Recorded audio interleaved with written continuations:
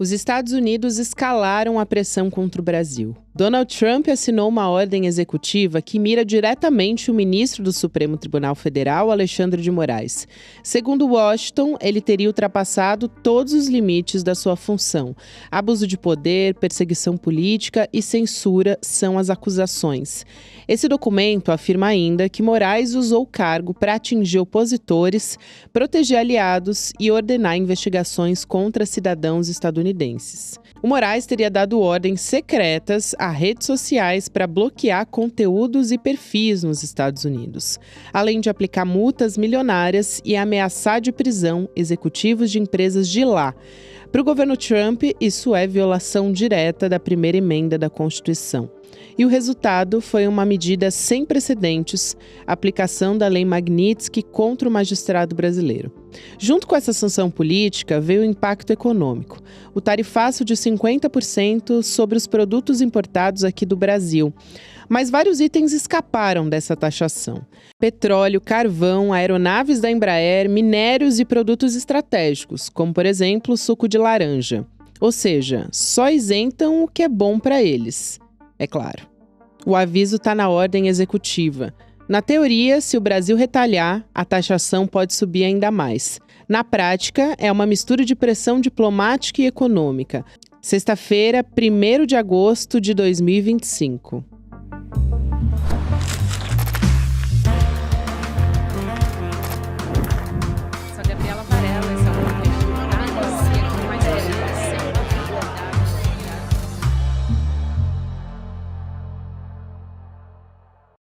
Olá, seja muito bem-vindo, seja muito bem-vinda. Eu sou a Gabriela Varela e esse é o Videocast em Detalhes que está começando. Aqui todos os dias, sempre com um convidado ou uma convidada, a gente analisa uma temática, uma notícia importante do momento.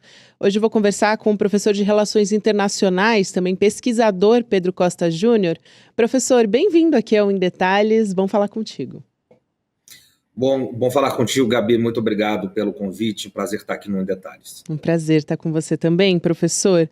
Vamos falar sobre essas últimas, vamos dizer assim, medidas que são ataques, mas alguns nem tanto quanto a gente esperava do governo dos Estados Unidos. A gente teve uma medida que foi bastante conservadora no sentido da economia, né, protegendo os interesses ali do próprio governo dos Estados Unidos e também evitando um desgaste. E tem uma lista gigante de exceções nessa história, quase 700 exceções que foram livradas desse tarifaço de 50% do Donald Trump. Só que ele foi bastante agressivo na política, mais especificamente contra o Alexandre de Moraes, que foi alvo da Lei Magnitsky. Então, antes da gente entrar nesses pormenores, eu queria te ouvir um pouco sobre o que significa esse afrouxamento, por um lado, nesse âmbito econômico. Parece que é um recuo e um avanço mais agressivo ao mesmo tempo. Então, com certeza tem estratégia política aí, né? Perfeito, Gabi. Acho que você define bem, né? É um avanço político, geopolítico e um recuo no ponto econômico e geoeconômico. São 694 exceções que vão de pimenta do reino até amêndoas, né? Então, nesse ponto é interessante pensar que há uma estratégia geopolítica por trás disso, né? E essa estratégia geopolítica ela se move contra o Brasil, nesse tarifaço contra o Brasil, em dois âmbitos. O primeiro é que aquilo que o Peter Hegseth, que é o secretário de Segurança dos Estados Unidos, de Defesa dos Estados Unidos, ele disse que é preciso retomar o quintal latino-americano. Ou seja, ele disse isso explicitamente, né? Que os Estados Unidos possam retomar sua influência. Ele está se referindo a quem? Ele está se referindo à China, claramente. A maior influência da China na região, né? A China hoje já é a maior parceira econômica de grande parte dos países da América Latina, inclusive do Brasil, da qual ela passou os Estados Unidos, que era o maior parceiro comercial, historicamente, Brasil e Estados Unidos, e a China passa, desde 2009, a se tornar o maior parceiro comercial do Brasil, e hoje a distância entre China e Brasil, entre China e Estados Unidos com relação ao comércio com o Brasil, é um abismo. É muito longe, vem só crescendo ao longo do tempo. Então, o Brasil é um país importante nesse jogo geopolítico, digamos, de recolonização ou reconquista do quintal geopolítico norte-americano. E os Estados Unidos sabem disso. O presidente Truman, né, lá atrás, ele tem uma frase interessante, ele dizia o seguinte: para onde o Brasil vai, a América do Sul vai atrás. E o Brasil, ele é metade da população da América do Sul, é metade do território da América do Sul, é mais da metade da economia da América do Sul. Então, aquilo que nós chamamos nas relações internacionais, de um Estado pêndulo. Né? É a importância de ter o Brasil alinhado com os Estados Unidos, e mais especificamente alinhado com o trumpismo nesse momento, com o governo Trump, é muito importante, por causa desse peso pendular que o Brasil tem na América Latina.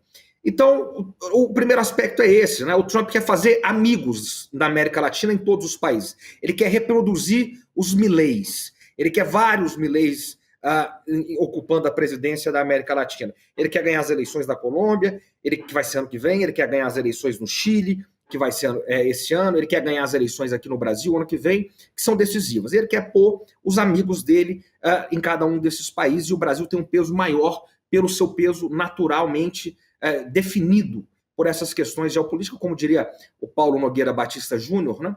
O Brasil não cabe no quintal de ninguém, é um país muito grande. E o segundo aspecto, Gabi, é com relação aos BRICS.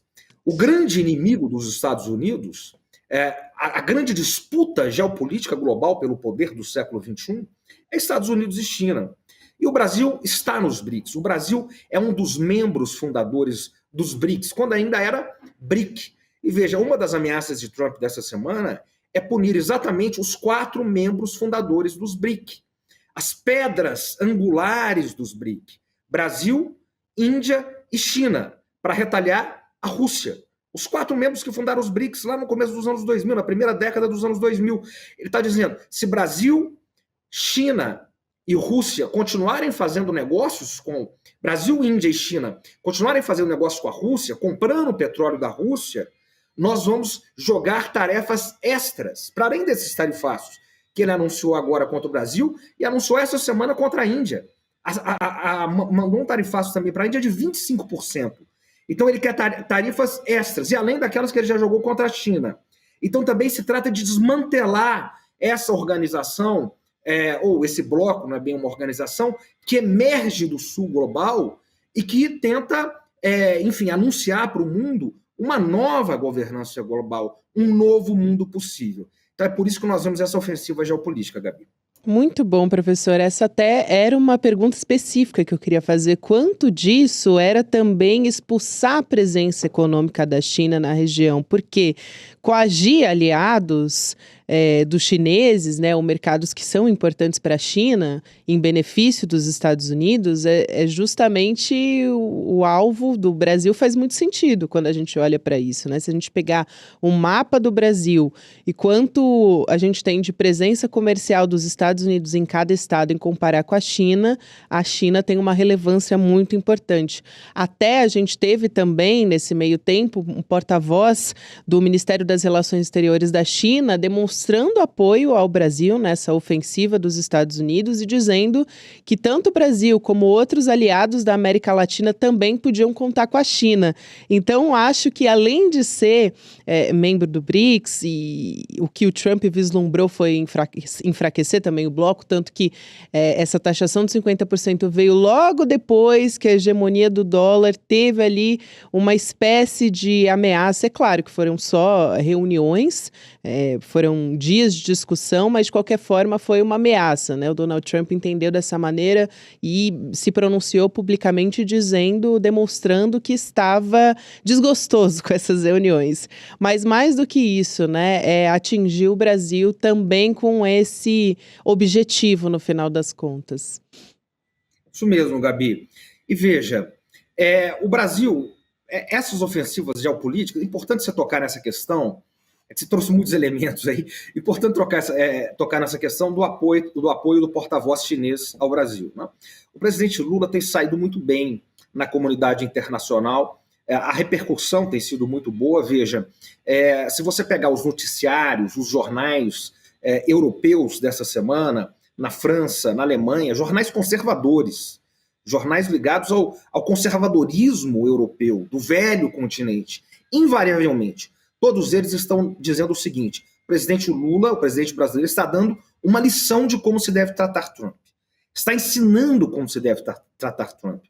A líder da Comissão Europeia, Ursula von der Leyen, esteve agora, né, na segunda-feira dessa semana, junto com Trump, e foi humilhada ali, como foram vários outros líderes de outros países, como foi o Zelensky lá atrás, naquela humilhação pública global, como foi outros presidentes que tiveram lá, como ele tentou fazer também com o presidente da África do Sul, um líder importante, que tem liderado os esforços na luta contra o genocídio em Gaza, como ele fez agora no campo de golfe, lá com Steiner, o líder também do Reino Unido, que foi visitá-lo no campo de golfe, e ele também humilhou diante das câmeras. Essa é a tática do Trump.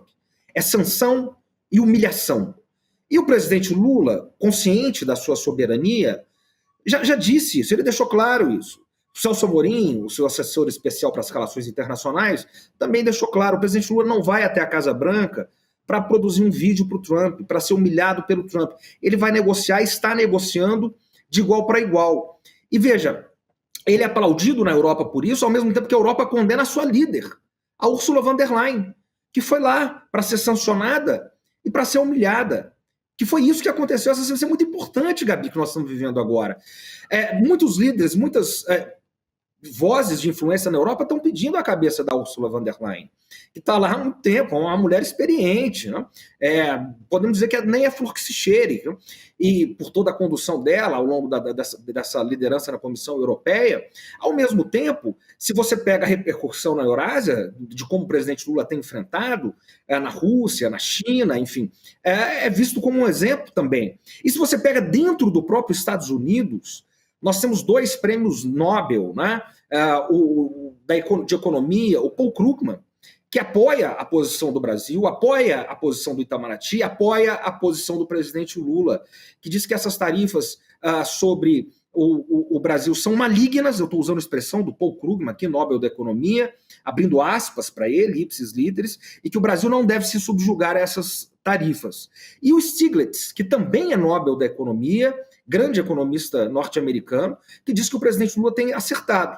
E nessa semana, a entrevista dele ao New York Times, uma entrevista longa, várias páginas ao New York Times, em que um dos destaques do New York Times é que o presidente Lula é o maior desafiador do presidente Trump no mundo hoje. Mas colocando isso num bom sentido, né? Eu me lembro, isso é muito importante, Gabi, nas relações internacionais, porque o seu inimigo, né, o seu oponente, o seu adversário, não inimigo, o seu adversário, ele revela a sua própria grandeza, né? E o presidente Lula, ele tem feito um enfrentamento honesto contra o Trump, tanto que Trump teve que recuar aí em quase 700 medidas sobre a economia brasileira. Nós temos um saído bem até agora, né? Eu aproveito, já que você trouxe esse gancho, professor, para falar sobre a pesquisa da Atlas, que a aprovação do presidente Lula superou a desaprovação pela primeira vez nesse ano de 2025. Isso é importante porque a gente observou numa outra pesquisa da Atlas que o Lula era melhor avaliado, representa melhor o Brasil, segundo a avaliação das pessoas, do que o governo Bolsonaro no âmbito internacional. Aqui não estou nem entrando no mérito de como o Brasil virou um pária internacional no Itamaraty durante o governo Bolsonaro, mas sim de como está sendo a percepção das pessoas, e isso tem muito a ver em como o governo Lula está lidando. Perfeito, Gabi. E um sofisma que pode se espalhar, que tem tentado se espalhar, é que o presidente Lula não quer negociar com o Trump. São coisas diferentes. Uma coisa é defender a soberania, né? E ao mesmo tempo está aberto para negociação. E o presidente Lula, ele fez a sua carreira na negociação. Ele fez a sua trajetória na liderança sindical, liderando os sindicatos, negociando com pessoas mais poderosas, negociando com a classe dominante, com uma classe mais forte, com os patrões. Por isso ele está tão preparado agora. Isso vem da biografia dele. Vem da experiência dele de Lula 1, de Lula 2, lá junto, enfim, nas organizações internacionais, né, na liderança internacional. Eu gosto sempre de citar esse exemplo, né? Uma vez o Celso Amorim me disse, num evento que eu organizei, ele disse o seguinte, a gente foi pegar ele no aeroporto, a gente estava no carro, ele disse, a primeira reunião com o presidente Lula foi participar do G7. E que, enfim, você imagina, você chega lá, né? O presidente Lula tem um depoimento dizendo, olha, eu cheguei lá, estava o Chirac, estava o Bush, estava o Colin Powell também, assessor especial, estava o Tony Blair, né, o líder inglês, e eu pensei, o que eu vou falar aqui para essa gente? Né? Enfim, eu sou o que menos estudei, eles fizeram as melhores universidades da Europa, dos Estados Unidos, do Japão, do mundo todo. Aí veio digamos, uma epifania, né? Isso é um depoimento do Lula, né? Eu fecho aqui com o Celso Amorim. E o presidente Lula disse o seguinte, bom, nenhum desses líderes aqui nunca acordou nenhum dia tendo que tirar a água da cama com esgoto, né? Temos que limpar a casa de esgoto, né? Então, eu sei o que é passar fome. Eu tenho o que falar para essa gente. E aí, corta para o Celso, né? O Celso Amorim. Esse é um depoimento de um documentário do presidente Lula. Aí corta para o Celso Amorim, me dizendo, ele já disse isso em outros lugares também, não me disse só nessa conversa privada, já disse publicamente, que quando o Bush entrou na sala com Colin Powell, que era o secretário de Estado dele, todo mundo se levantou automaticamente. E o presidente Lula, o Celso Amorim ia se levantar no reflexo, o presidente Lula bateu a mão no joelho dele e falou, não, nós não vamos nos levantar. Porque quem levantou para a gente quando a gente entrou? E depois, no final, o Bush sentou do lado do Lula, fez questão de sentar do lado do Lula, e depois eles tiveram um bom relacionamento. O presidente Lula está aberto ao diálogo, ele é um homem do diálogo. O Itamaraty é conhecido pelo seu diálogo. O Brasil não tem contencioso econômico e nem político com ninguém no mundo, Gabi. São os Estados Unidos que estão criando esse contencioso. A ideia de que o Brasil está isolado e que se pode vender em algum lugar ou outro da grande mídia ou de qualquer outra parte assim, da extrema-direita, é uma falácia, é um sofisma. Quem está isolado é os Estados Unidos. Os Estados Unidos estão cada vez mais isolados. Eles ligaram a sua metralhadora giratória de tarifas pelo mundo todo e estão se isolando. Então, o Brasil está muito bem colocado. Agora, é importante ressaltar, Gabi, isso é importantíssimo dizer, que essa pressão geopolítica, essas retaliações geopolíticas, não vão parar agora, nas retaliações dessa semana, contra o ministro Alexandre de Moraes, elas vão avançar, elas vão continuar, essa é uma tendência, isso faz parte dessa disputa de geopolítica global, que envolve a China, que envolve os BRICS, e que envolve a liderança do Brasil na América do Sul e na América Latina, como nós dissemos lá atrás. Então, veja, olha, se eu pudesse aqui, humildemente, dar um conselho para o meu ex-professor da USP, o Fernando Haddad, grande professor Haddad, eu sei que ele assiste você, a sua audiência é muito preciosa, eu diria o seguinte, uma coisa importantíssima que tem que fazer é começar a variar as nossas reservas de ouro. O Brasil, as reservas de dólar em ouro e outras moedas internacionais.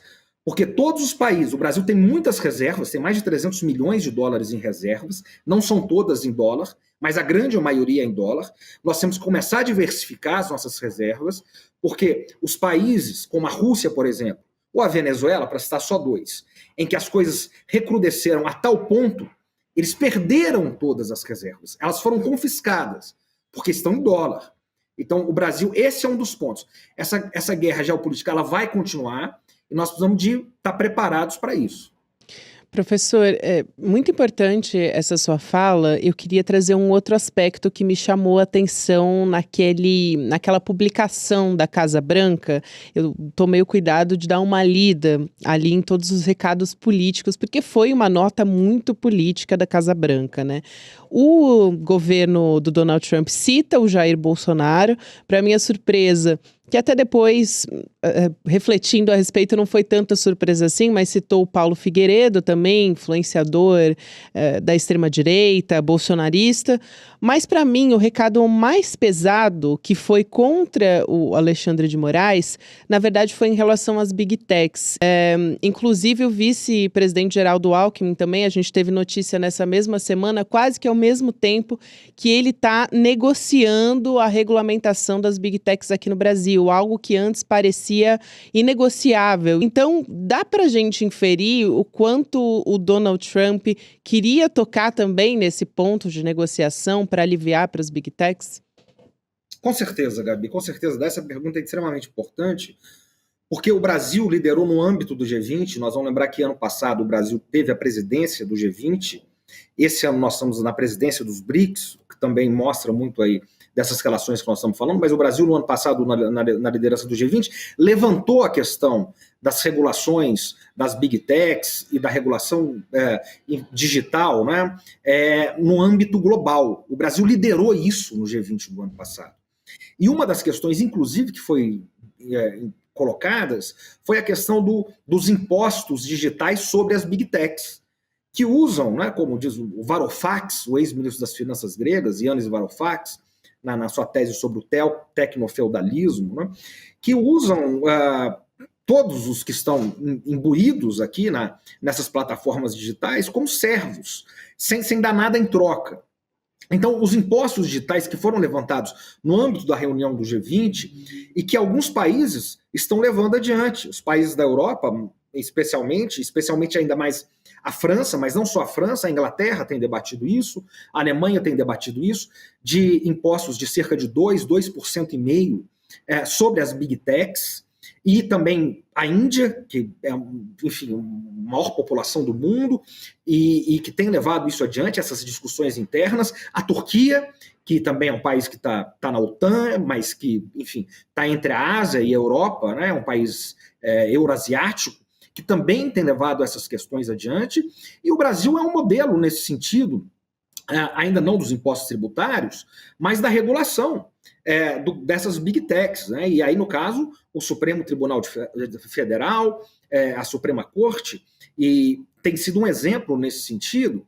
E do ponto de vista, digamos, do poder hegemônico, Gabi, isso é inaceitável. É inaceitável porque uma coisa é quando vem a Europa, que sempre teve mais regulação, a Europa na tradição do welfare state, do estado de bem-estar social, do estado de proteção, né, que sempre foi muito mais atento às questões da cidadania, e que é o velho continente. Ela querer colocar normas à selvageria capitalista dessas big techs, ao tecnofeudalismo.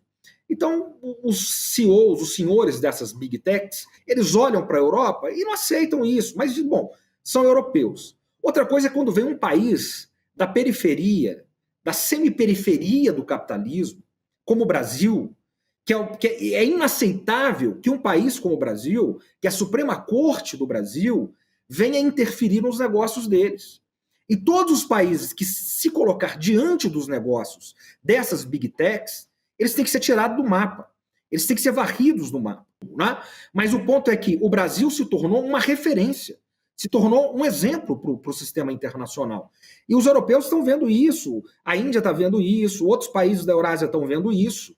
E, do ponto de vista desses donos do poder, digamos, como diria Samuel Pinheiro Guimarães, né, o nosso ex-embaixador, do ponto de vista imperial, do império, e desses senhores das big techs, isso é inaceitável.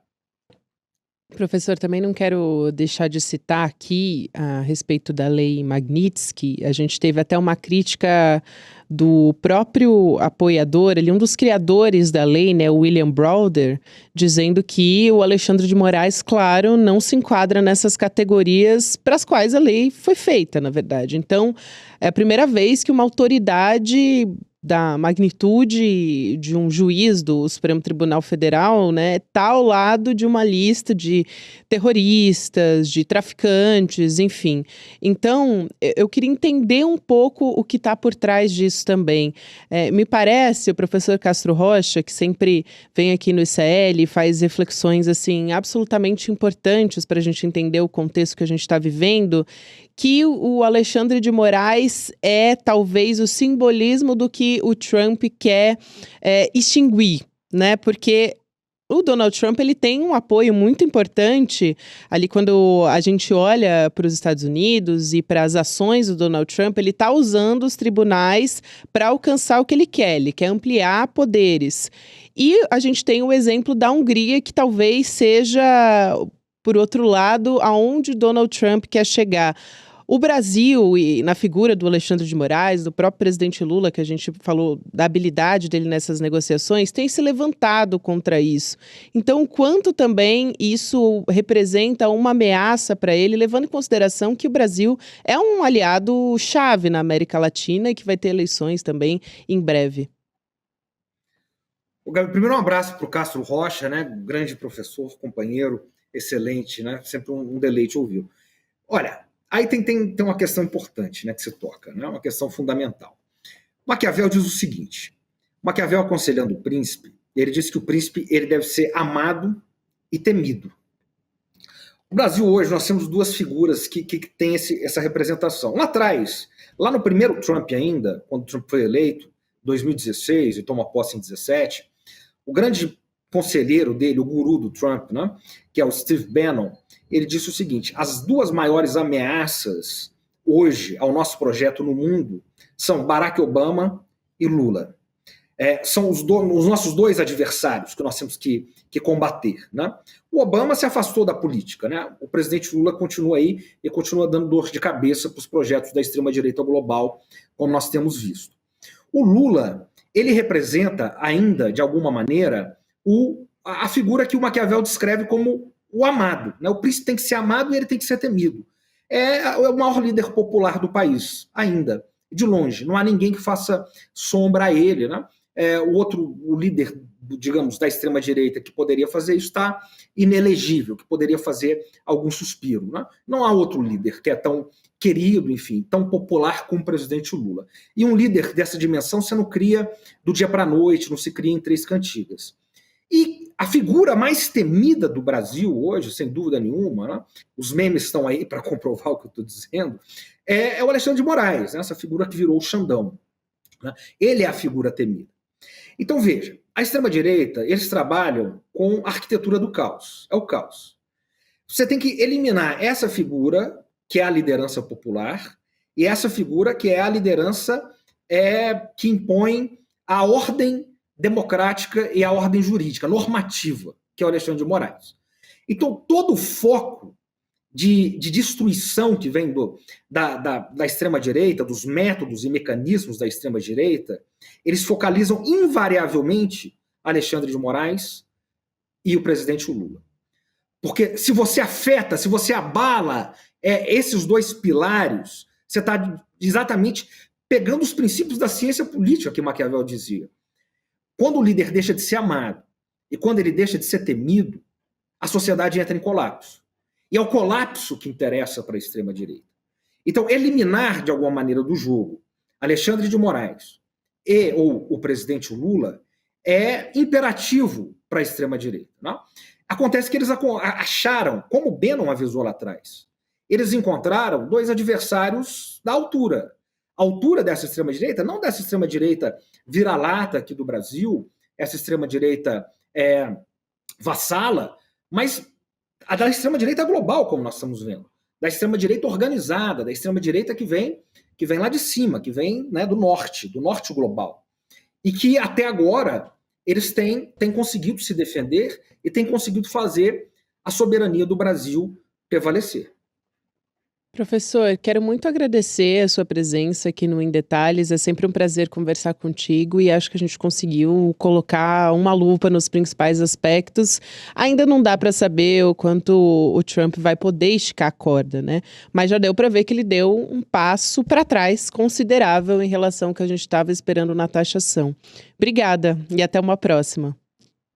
Sempre um prazer conversar contigo, Gabi. Obrigado, até a próxima. Um abraço. Que agradeço. E você que ainda não é um membro do ICL Eterno, eu recomendo fortemente que você entre para as mais de 5.000 pessoas que já estão com a gente com uma cadeira cativa aqui no ICL. O Eterno, você que assistiu toda a nossa live com o Eduardo Moreira, já sabe, ficou por dentro de todas as novidades, mas eu recomendo que você entre lá em detalhesicl.com.br para ver tudo. O que eu posso te adiantar, por exemplo, é que na área da educação, a gente vai ter uma pós-graduação para você fazer por ano, não só você, mas toda a sua família. Isso por quanto tempo você quiser, porque depois você pode repassar esse título para alguém. Então, só para dar aqui um exemplo de todas as coisas que você vai ter acesso. Imagina o quanto que você gastaria com uma pós-graduação só. Eu acho que já chega bem perto do valor que você gasta com um ICL Eterno. Isso sem contar as novidades que estão saindo nesse pacote todo, que é o nosso ICL Plus, que a gente vai ter acesso a documentários exclusivos, não só originais do ICL, mas também a documentários da Europa. A gente fechou uma parceria com a maior produtora de documentários da Europa, então tem isso, tem muito mais no jornalismo também, parceria com a Telesur, que já está entrando também nos nossos jornais, no dia a dia, nos programas. Então você vindo com a gente no ICL Eterno, você também está apoiando o nosso jornalismo independente. Então, reforço com você, vai em detalhesicl.com.br, olha com cuidado, com carinho, todas as novidades que o ICL está oferecendo para você. Vale muito a pena, eu recomendo muito. É um novo capítulo na nossa história e a gente tem muito a comemorar com a nossa comunidade. Agora tem o Mercado Investimentos, na sequência o Rolê ICL, e você pode ficar por dentro do Em Detalhes todos os dias, nas plataformas de áudio também, no momento que você quiser ouvir. Até a próxima. Título ICL Eterno, o documento que te comprova o seu vínculo vitalício com a maior comunidade de conhecimento independente do Brasil. Acesso ilimitado a todos os cursos e conteúdos. Participação vitalícia em todas as novidades que o ICL lançar. Apoio na construção dos nossos sonhos. Seu nome eternizado como apoiador do ICL. Não é assinatura, não é renovação. É conhecimento para você e para sua família para sempre. ICL Eterno, porque o conhecimento liberta para sempre. Você tem um canal, rádio ou TV?